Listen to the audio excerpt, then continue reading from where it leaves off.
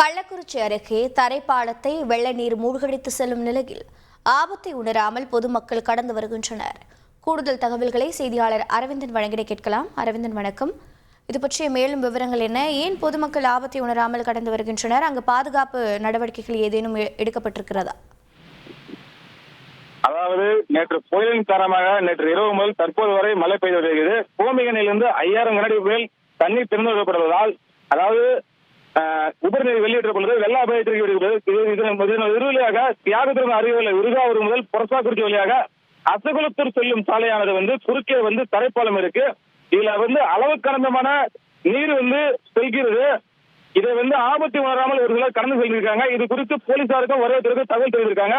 இதுவரைக்கும் அரசு தரப்புல மாவட்ட தரப்புல எந்த ஒரு அறிவிப்பு பலகையும் வைக்கல.